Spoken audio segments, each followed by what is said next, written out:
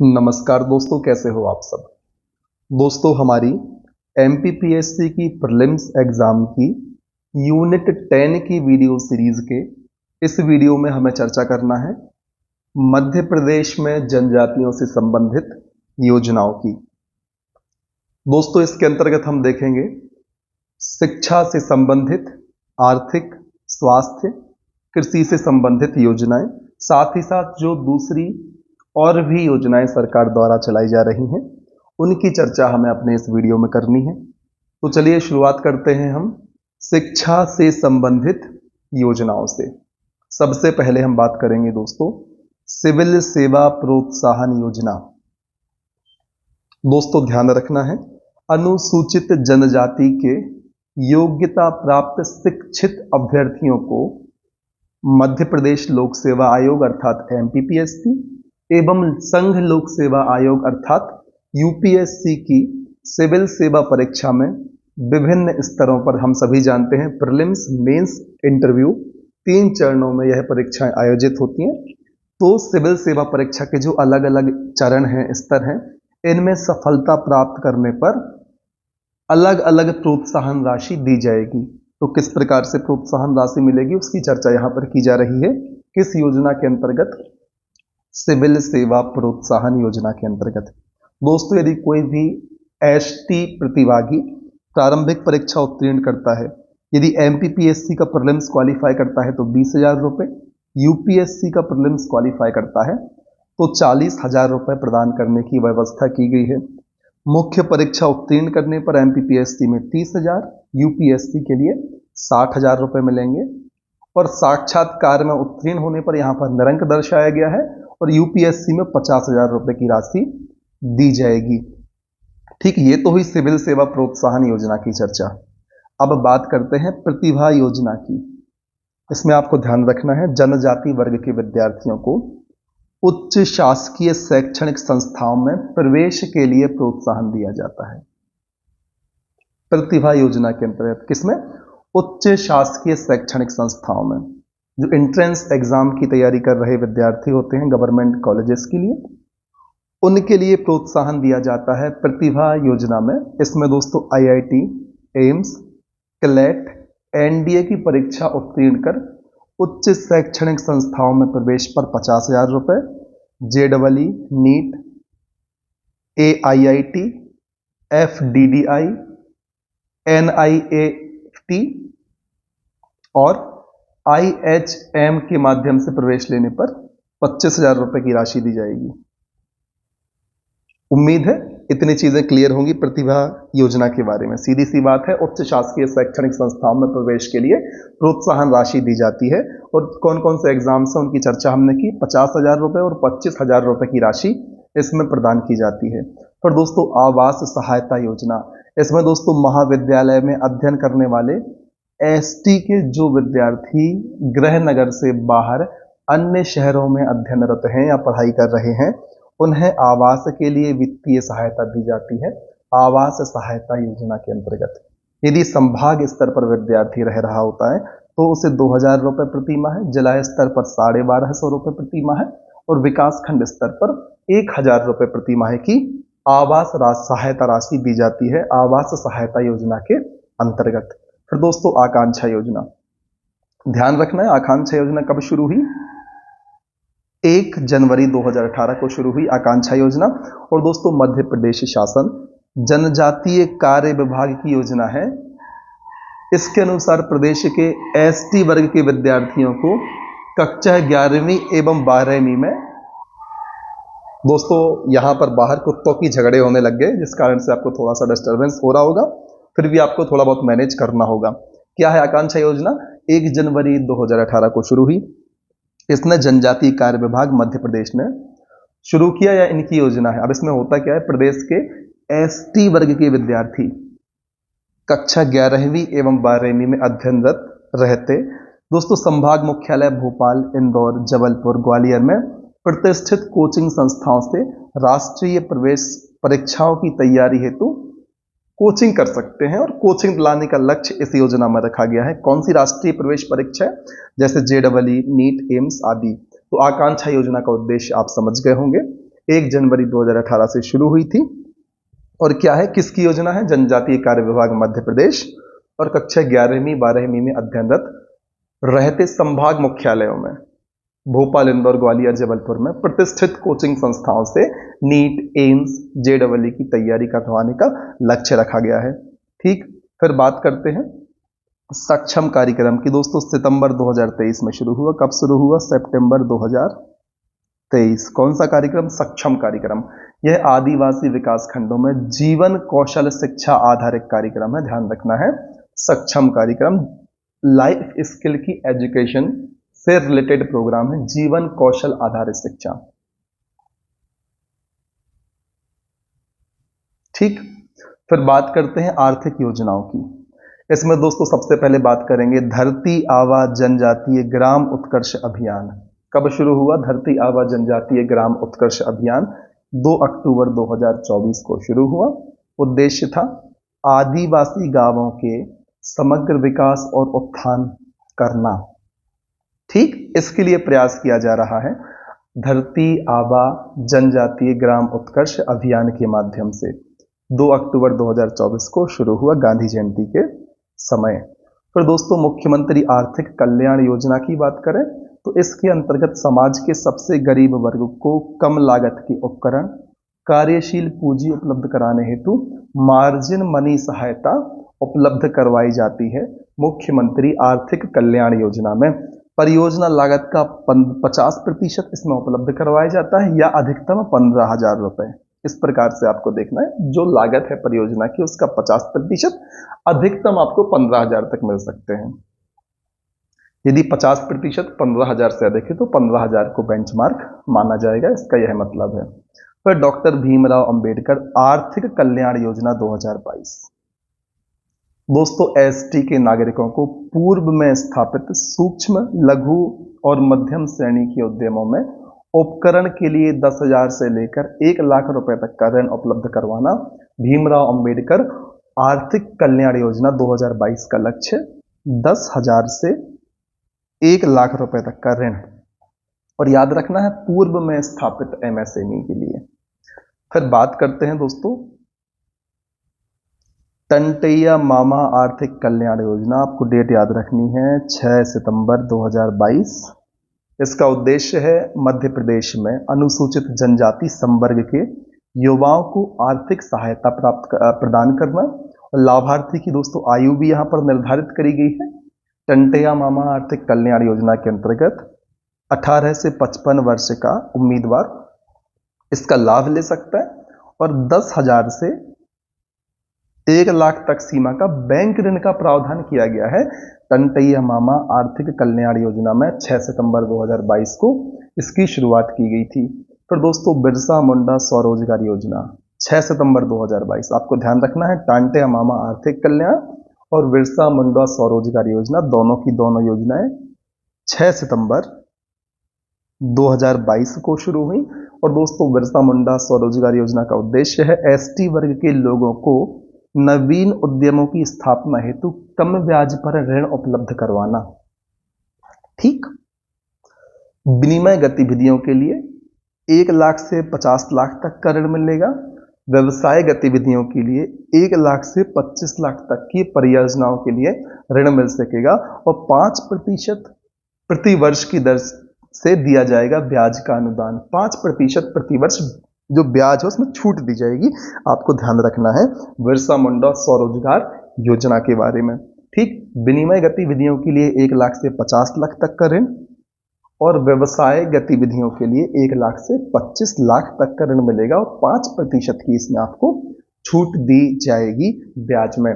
फिर दोस्तों बात करते हैं पवन पुत्र योजना की। इसके तहत SC/ST के बेरोजगार व्यक्तियों को ऑटो रिक्शा, टेम्पो आदि वाहन मुहैया कराए जाते हैं, पवन पुत्र।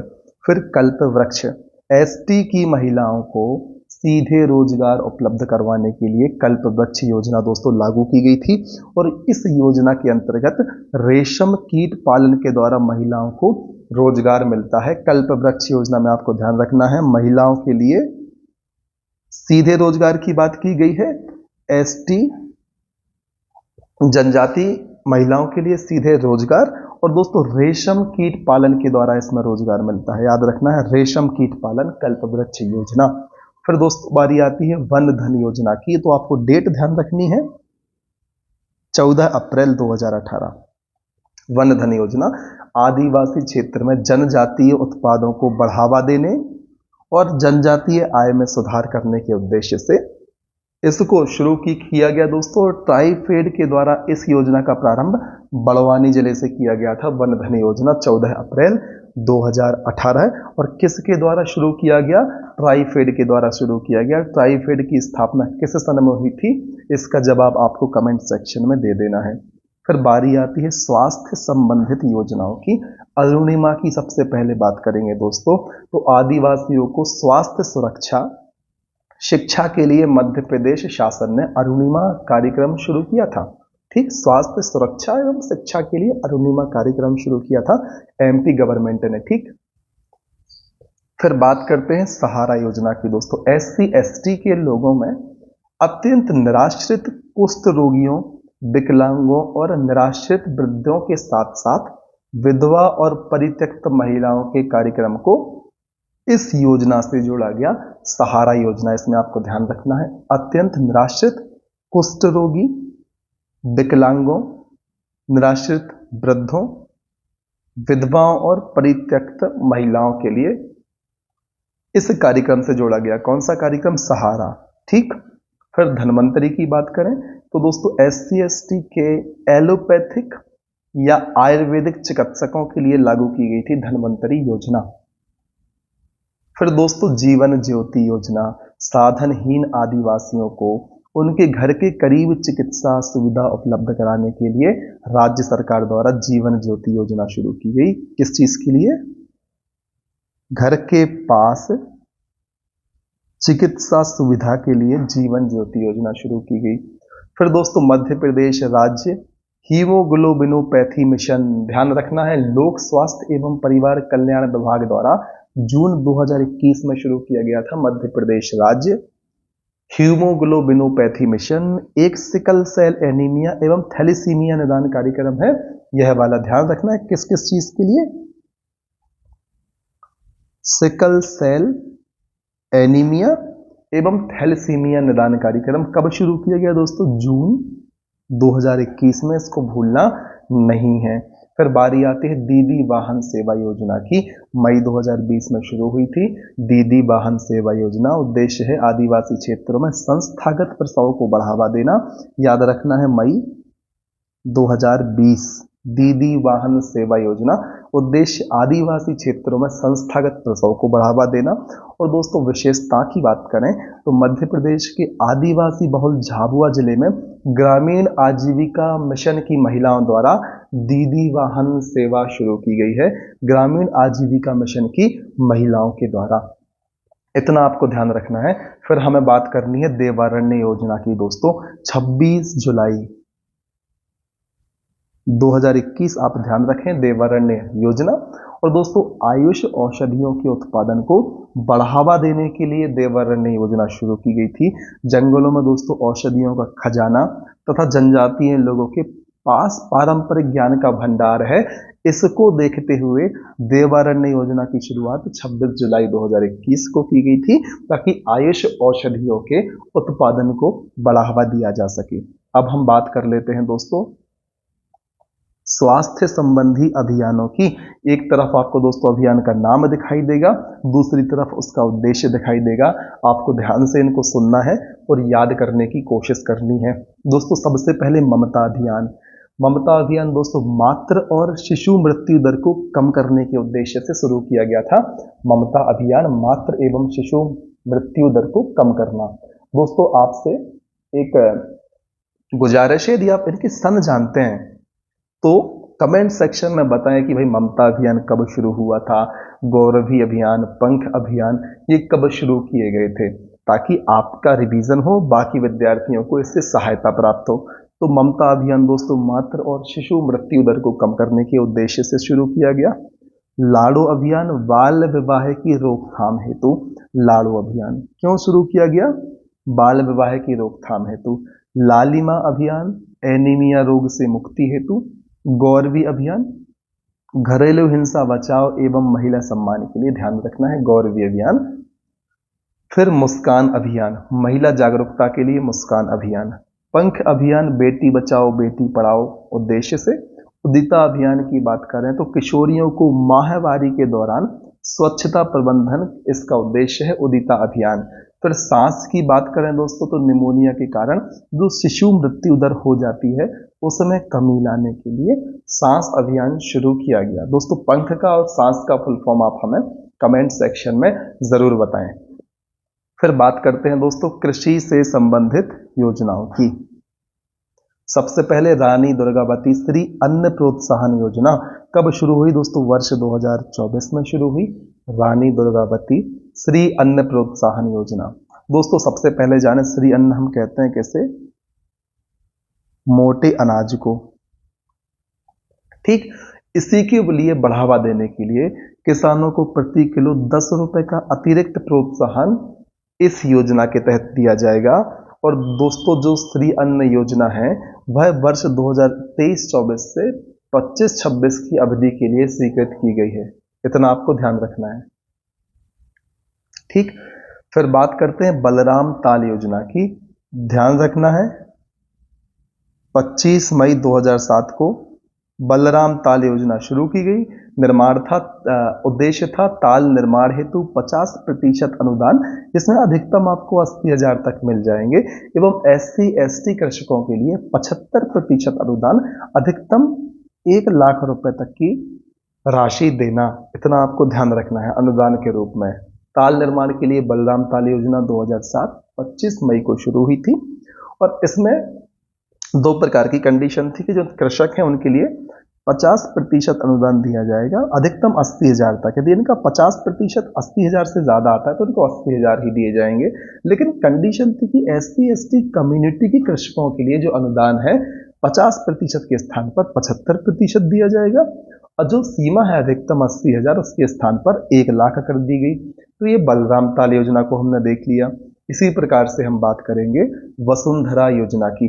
दोस्तों आदिवासियों के कृषि जीवन स्तर को सुधारने के लिए शुरू की गई थी वसुंधरा योजना, ठीक। इसके अंतर्गत भूमिहीनों को भूमि खरीदने के लिए 10 वर्षों का ब्याज मुक्त ऋण दिया जाता है वसुंधरा योजना में।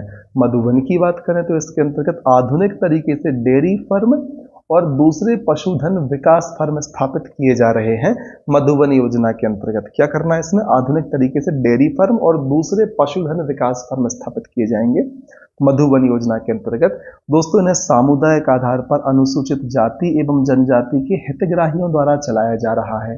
किसे? मधुबन योजना के तहत जो डेयरी फर्म और पशुधन विकास फर्म स्थापित किए जा रहे हैं उनके लिए, ठीक। जीवन धारा योजना की बात करें दोस्तों तो इसके अंतर्गत जिला प्रशासन के माध्यम से SC/ST के कृषकों को लघु सिंचाई सुविधा एवं मिनी किट तथा कृषि उपकरण उपलब्ध कराए जाते हैं जीवन धारा योजना में। किसके द्वारा? जिला प्रशासन के द्वारा, इतना ध्यान रखना है। फिर बात करते हैं सूरज धारा योजना की। दोस्तों किसकी योजना है, किसके द्वारा संचालित हो रही है?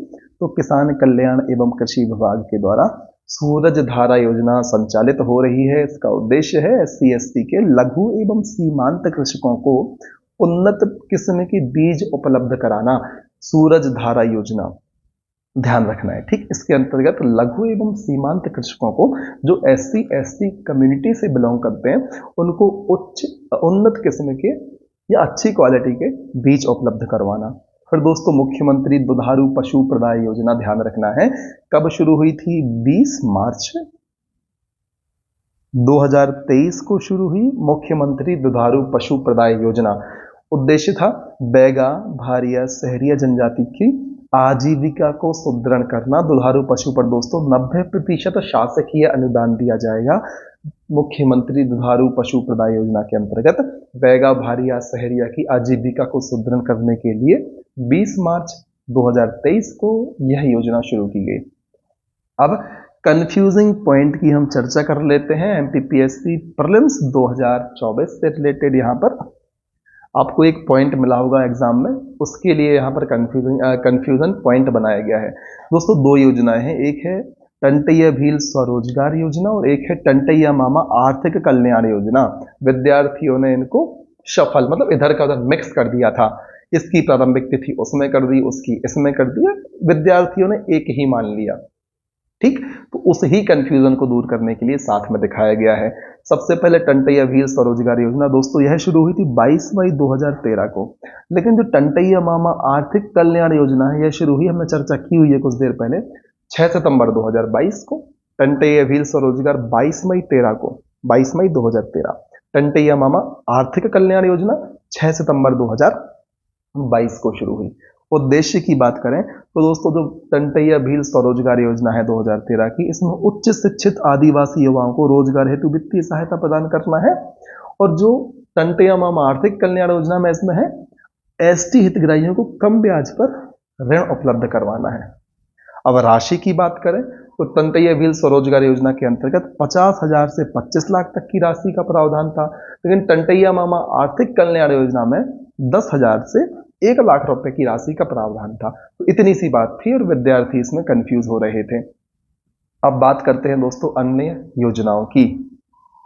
इसमें सबसे पहले देखते हैं शौर्य संकल्प योजना वर्ष 2024। ध्यान रखें, शौर्य संकल्प योजना बैगा भारिया सहरिया जनजाति के युवाओं को आर्म्ड फोर्सेस अर्थात एयरफोर्स, आर्मी, पुलिस में भर्ती के लिए निःशुल्क ट्रेनिंग दी जाएगी। शौर्य संकल्प योजना 2024। फिर पीएम जनमत योजना 2023, विशेष पिछड़ी जनजाति बैगा भारिया सहरिया का सामाजिक आर्थिक विकास करना पीएम जनमन योजना का उद्देश्य है। वर्ष 2023 की योजना है पीएम जनमन योजना। फिर आहार अनुदान योजना दोस्तों ध्यान रखना है 23 दिसंबर 2017 आहार अनुदान योजना। उद्देश्य था विशेष पिछड़ी जनजाति जिसमें सहरिया बैगा भारिया है इनको कुपोषण से मुक्ति दिलाना। इसके अंतर्गत परिवार की महिला मुखिया के बैंक खाते में 1500 रुपए प्रति माह की राशि जमा की जाती है। आहार अनुदान योजना के अंतर्गत 23 दिसंबर 2017 को शुरू हुई थी। जल जीवन की बात करें तो इसमें अनुसूचित जनजाति के छोटे किसानों को सामूहिक सिंचाई योजना की लागत पर 75% अनुमान दिया जाएगा। जल जीवन योजना में दोस्तों 75% अनुदान एसटी के छोटे किसानों को सामूहिक सिंचाई योजना की लागत पर। फिर निर्मित की बात करें, इसका उद्देश्य या इसके तहत एसटी एससी के लोगों को इंजीनियर्स और आर्किटेक्ट के द्वारा भवन निर्माण में प्रशिक्षण दिया जाता है निर्मित योजना में। फिर दोस्तों सहकार की बात करें तो इसके तहत आदिवासी श्रमिकों को सीधे लाभ दिलाने के लिए खनिज एवं ईंट भट्टा सहकारी समितियां बनाई जाती है और उन्हें सहायता प्रदान की जाती है। न्याय निकेत की बात करें दोस्तों तो एससी एसटी के वकीलों को अपनी प्रैक्टिस सुचारू रूप से चलाने के लिए व्यवहारिक और राजस्व न्यायालयों के निकट अभिभाषक कक्ष बनाकर आवंटित किए गए। ठीक, फिर दोस्तों बात करते हैं प्रधानमंत्री जनजाति उन्नत ग्राम अभियान की। ध्यान रखना है प्रधानमंत्री जनजाति उन्नत ग्राम अभियान कब शुरू हुआ तो सितंबर 2024 में शुरू हुआ। उद्देश्य क्या है, भारत में जनजाति समुदायों की सामाजिक आर्थिक स्थिति में सुधार करना। प्रधानमंत्री जनजाति उन्नत ग्राम अभियान सितंबर 2024। फिर नवजीवन की बात करें दोस्तों तो गरीबी और बेरोजगारी के कारण गांव छोड़कर शहरों में आ बसे आदिवासियों के लिए इस योजना के माध्यम से सरकार अत्यंत सस्ती दर पर भूकंप खंड आवंटित करती है। नवजीवन योजना ध्यान रखना है भाई, गरीबी बेरोजगारी के कारण जो लोग गांव को छोड़ के शहरों में आ गए उन आदिवासियों के लिए इस योजना के माध्यम से बहुत कम नॉमिनल प्राइस पर अत्यंत सस्ती दर पर भूखंड आवंटित करती है सरकार। स्वावलंबन की बात करें दोस्तों तो जनजाति के गरीब लोगों को गरीबी रेखा से ऊपर उठाने और स्वरोजगार स्वजीविकोपार्जन पर आधारित शॉपिंग कॉम्प्लेक्स और व्यवसाय शुरू करने हेतु स्वरोजगार के तहत अत्यंत सरल शर्तों पर ब्याज या अत्यंत सरल शर्तों पर ऋण उपलब्ध कराया जाता है। मैंने ब्याज कह दिया था, ठीक है। फिर दोस्तों पंचधारा योजना की बात करें तो 1 नवंबर 1991 को शुरू हुई थी पंचधारा योजना। ठीक, उद्देश्य था ग्रामीण एवं आदिवासी महिलाओं के कल्याण करना। ठीक, पंचधारा योजना की बात चल रही है, ग्रामीण आदिवासी महिलाओं का कल्याण करना। 1 नवंबर 1991 को शुरू हुई थी। इस योजना के तहत 5 उप योजनाएं थी जिसमें आयुष्मती योजना, कल्प वृक्ष योजना, ग्राम्या योजना, सामाजिक सुरक्षा पेंशन योजना और वात्सल्य योजना शामिल है। ठीक, फिर मुख्यमंत्री मदद योजना 12 अगस्त 2019 को शुरू। दोस्तों उद्देश्य था जनजातीय परिवार में जन्मे बच्चे के जन्म के समय तथा परिवार के सदस्य की मृत्यु पर 50 किलो गेहूं और चावल की सहायता। या तो बच्चे के जन्म या परिवार में किसी सदस्य की मृत्यु होती है तो 50 किलोग्राम गेहूं और चावल की सहायता मुख्यमंत्री मदद योजना के तहत प्रदान की जाएगी। 12 अगस्त 2019 से यह योजना शुरू की गई। राशन आपके द्वार योजना 15 नवंबर 2021 से शुरू, भोपाल से शुरू हुई थी दोस्तों। जनजातीय गौरव दिवस के अवसर पर प्रधानमंत्री श्री नरेंद्र मोदी द्वारा इसको शुरू किया गया। उद्देश्य थे आदिवासी क्षेत्रों में जहां राशन वितरण मूल्य की दुकानें नहीं हैं उन क्षेत्रों में राशन घर घर पहुंचाया जाएगा, राशन आपके द्वार योजना के अंतर्गत। ठीक, अब दोस्तों हम योजनाओं की चर्चा तो कर चुके हैं, बारी आती है गोवा प्लान को साकार करने वाले तथ्यों की, अर्थात जो कुछ महत्वपूर्ण बिंदु हैं उनकी। तो दोस्तों याद रखना है 5वीं पंचवर्षीय योजना में जनजातीय उप योजना की अवधारणा लागू की गई। तो कब की गई? जनजातीय उप योजना की अवधारणा लागू 5वीं पंचवर्षीय योजना में। फिर दोस्तों टांटिया मामा आर्थिक कल्याण योजना के अंतर्गत स्वरोजगार के लिए लाभार्थी को कितना बैंक ऋण दिया जा सकता है? तो 10,000 से 1 लाख तक की सीमा के अंदर बैंक ऋण दिया जा सकता है। फिर टंटैया मामा आर्थिक कल्याण योजना मध्य प्रदेश की अनुसूचित जनजाति निवासियों को कम मूल्य के उपकरण तथा व्यवसायिक पूंजी उपलब्ध करवाती है, इसको ध्यान रखना है। फिर दोस्तों एमपी गवर्नमेंट द्वारा लागू अन्नपूर्णा सूरजधारा कार्यक्रम SC/ST के कृषकों को कल्याण के लिए है। ठीक है, हम टॉपिक पर उसी बारे में बात कर रहे हैं तो सीधी सी बात है SC/ST के कृषकों के कल्याण की बात ही होनी है। पर दोस्तों तेजस्विनी ग्रामीण महिला सशक्तिकरण कार्यक्रम में इसमें होता क्या है? वित्तीय सहयोग प्रदान करने वाले संगठन कौन है? IFAD। इसका फुल फॉर्म कमेंट सेक्शन में आप हमें बताएंगे। सीधी बात, प्रश्न यहाँ पर यह बताया जा रहा है कि जो तेजस्विनी ग्रामीण महिला सशक्तिकरण कार्यक्रम है इसमें वित्तीय सहायता कौन करता है? तो IFAD करता है, इसमें आपको ध्यान रखना है। फिर मध्य प्रदेश की जनजातियों में सामान्य स्वास्थ्य समस्या कौन सी है? सिकल सेल एनीमिया की। ठीक, फिर मध्य प्रदेश की आहार अनुदान योजना के अंतर्गत ST वर्ग को शामिल किया गया है। फिर PM जनमन योजना के अंतर्गत बैगा, भारिया, सहरिया तीनों जनजातियों को लक्षित किया गया है। उदिता अभियान की बात करें तो महिला एवं बाल विकास मंत्रालय द्वारा शुरू किया गया। दोस्तों ऑक्सफोर्ड लैंग्वेज में 2020 में हिंदी शब्द का रूप में हमने चुना था, नहीं हमने नहीं, मतलब किसे चुना गया था, किस शब्द को चुना गया था? आत्मनिर्भरता को चुना गया था ऑक्सफोर्ड लैंग्वेज में 2020 में हिंदी शब्द। फिर जनसंपर्क विभाग द्वारा योजनाओं से संबंधित जानकारी हेतु अग्रदूत पोर्टल लॉन्च किया गया। किसने किया अग्रदूत पोर्टल लॉन्च? जनसंपर्क विभाग ने किया। फिर मध्य प्रदेश में CM हेल्पलाइन योजना की शुरुआत हुई थी 31 जुलाई 2014। बिल्कुल ध्यान रखना दोस्तों, CM हेल्पलाइन योजना 31 जुलाई 2014, इस बात को ध्यान रखें। फिर प्रमुख योजनाएं एवं उनसे संबंधित मंत्रालयों की चर्चा कर लेते हैं। एक तरफ आपको योजना का नाम, दूसरी तरफ संबंधित मंत्रालय या विभाग दिखाई दे रहा होगा। तो दोस्तों याद रखना है सौभाग्य योजना, उजाला योजना, उदय योजना और तरंग पोर्टल। कौन कौन सी? सौभाग्य, उजाला, उदय और तरंग पोर्टल, यह विद्युत मंत्रालय से संबंधित है। सौभाग्य, उजाला, उदय और तरंग पोर्टल। फिर जननी एक्सप्रेस योजना और मिशन इंद्रधनुष लोक स्वास्थ्य एवं परिवार कल्याण मंत्रालय। फिर लाडली बहना, उदिता अभियान, अरुणिमा कार्यक्रम और मंगल दिवस। कौन कौन सा? लाडली बहना, उदिता अभियान, अरुणिमा कार्यक्रम और मंगल दिवस महिला एवं बाल विकास मंत्रालय से संबंधित है।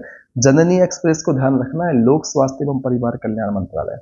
फिर दोस्तों सूरजधारा और मुख्यमंत्री भवांतर भुगतान योजना, नाम से समझ में आ गया, किसान कल्याण एवं कृषि विभाग। फिर मुख्यमंत्री सुरक्षा योजना, सामाजिक न्याय एवं निःशक्त जन कल्याण विभाग, मुख्यमंत्री सुरक्षा योजना। फिर बारी आती है इकलौती बेटी छात्रवृत्ति योजना, तो स्कूल शिक्षा विभाग, इकलौती बेटी छात्रवृत्ति योजना। फिर मुख्यमंत्री किसान कल्याण योजना, कंफ्यूज नहीं होना, मुख्यमंत्री किसान कल्याण योजना में आपको राजस्व विभाग लगाना है। सूरजधारा भवांतर भुगतान में किसान कल्याण एवं कृषि विभाग लगाया था। मुख्यमंत्री किसान कल्याण योजना में क्या लगाना है? राजस्व विभाग लगाना है। फिर आकांक्षा योजना, आहार अनुदान योजना और सक्षम कार्यक्रम। आकांक्षा योजना, आहार अनुदान योजना और सक्षम कार्यक्रम, जनजातीय कार्य विभाग। कौन कौन सी 3? आकांक्षा योजना, आहार अनुदान और सक्षम कार्यक्रम, जनजातीय कार्य विभाग। फिर सीएम हेल्पलाइन की बात करें तो लोक सेवा प्रबंधन विभाग। सीएम हेल्पलाइन कौन? लोक सेवा प्रबंधन विभाग। फिर भीमराव अंबेडकर मेधावी विद्यार्थी पुरस्कार योजना, इसमें अनुसूचित जनजाति कल्याण विभाग। भीमराव अंबेडकर मेधावी विद्यार्थी पुरस्कार योजना किसका? अनुसूचित जाति कल्याण विभाग, मेधावी विद्यार्थी पुरस्कार योजना। डॉक्टर भीमराव अंबेडकर मेधावी विद्यार्थी पुरस्कार योजना किसकी है? जनजाति अनुसूचित जाति कल्याण विभाग। दोस्तों याद रखना, अनुसूचित जाति है, जनजाति नहीं। अनुसूचित जाति कल्याण विभाग के द्वारा भीमराव अंबेडकर मेधावी विद्यार्थी पुरस्कार योजना संचालित की जा रही है। फिर गांव की बेटी योजना की बात करें तो उच्च शिक्षा विभाग गांव की बेटी योजना, और इकलौती बेटी छात्रवृत्ति योजना किसकी थी? स्कूल शिक्षा विभाग की थी। इतनी चीजें आपको ध्यान रख लेनी है, ठीक। तो दोस्तों इस वीडियो में इतना ही। अगली वीडियो में हम चर्चा करेंगे योजनाओं से संबंधित वस्तुनिष्ठ प्रश्नों की। तब तक के लिए आपको बने रहना है हमारे साथ, अपने डाउट कमेंट सेक्शन में पूछने, लगातार मेहनत करते रहना है, आगे बढ़ते रहना है, और तब तक नहीं रुकना दोस्तों जब तक आपको आपकी मंजिल प्राप्त नहीं होती। जय हिंद, वंदे मातरम।